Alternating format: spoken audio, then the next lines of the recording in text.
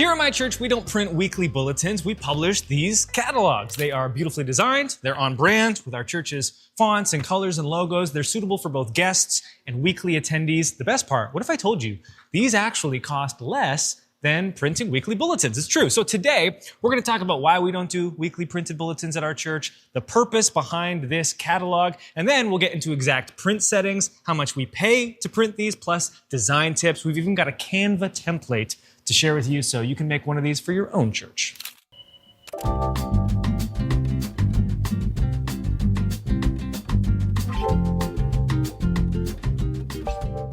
Okay, so we're here with Pastor Justin, one of my very best friends, because I have some burning questions about this project. I was not involved with this project. We're going to get to design settings and print settings and the cost in just a moment. But first, question that came to my mind is, we don't do printed weekly bulletins.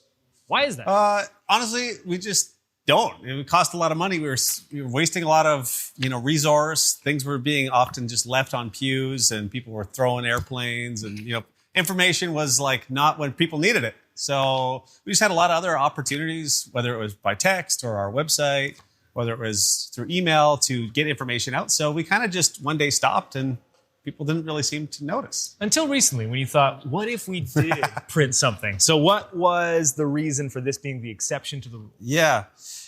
We kind of have at our church something called a curveball sort of principle, which is when you do something unique, it garners attention and it helps people sort of take the next step that we want them to. So this was, for us, just a curveball piece, which is because we never print anything, we thought, let's print something.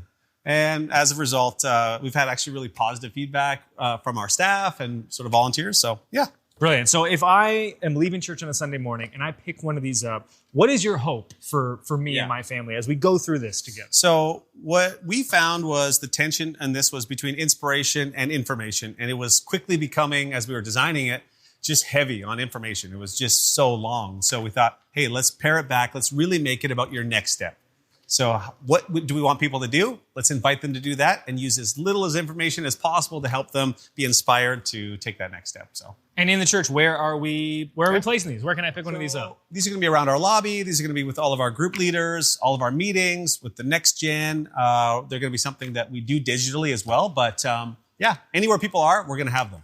Creative projects like this, pretty difficult to pull off. They're these big pieces that require a lot of people.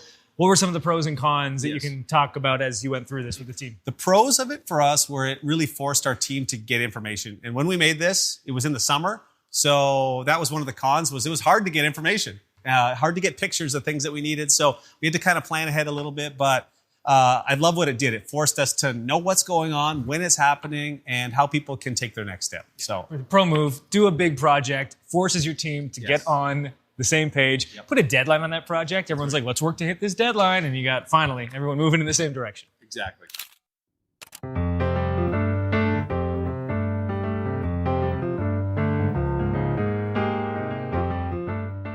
For design, we started with a Canva template, and this was the first step and a crucial exercise for us to finalize all the information we wanted to include in the catalog before actually sending it off for final design. Because by doing this step first, what we also ensure is that every person that needed to get their eyes on this project approved the content before sending it off.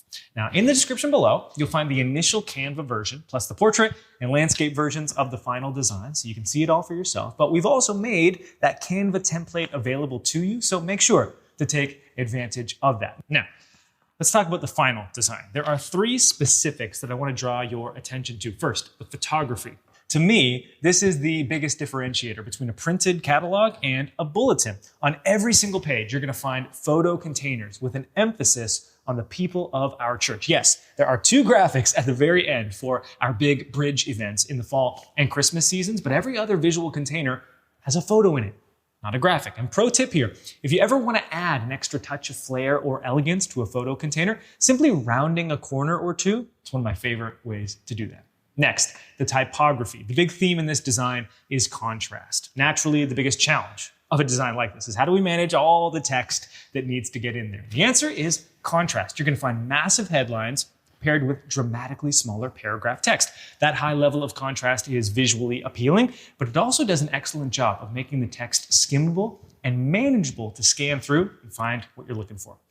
Finally, the QR codes. The goal of this catalog is next steps. We talked about that. We want people getting involved and finding their place at our church. The reason we went for QR codes here is because for print delivery, it's easy to take out your mobile device, scan the QR code, and go directly to your destination online.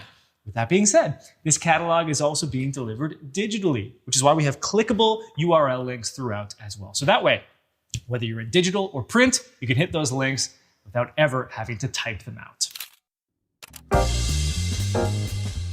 So you can see the print settings on the screen right now and how much we paid for these catalogs. The cost for us was $2 each Canadian currency, and that's including shipping and tax. So that's the all-in cost, and we printed 1,000 of these. We ordered them from an American company called 4over.com, linked in the description. And this is a trade-only wholesale printing company. So Justin got an account through his photography business years ago. Just another example of how churches of all sizes need to be resourceful, especially when you come from the small rural Canadian backdrops that Justin and I do.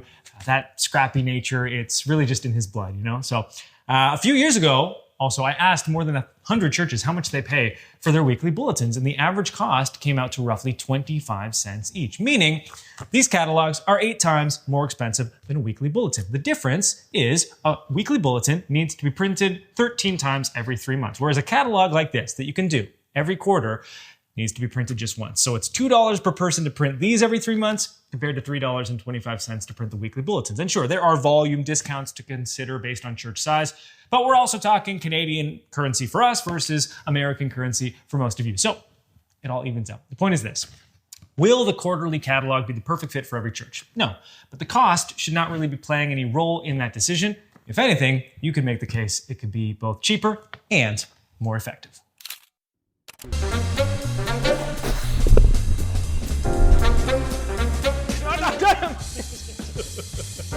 My eye. I thought you were going to throw it at my chest. I want it at your face. We don't all wear glasses.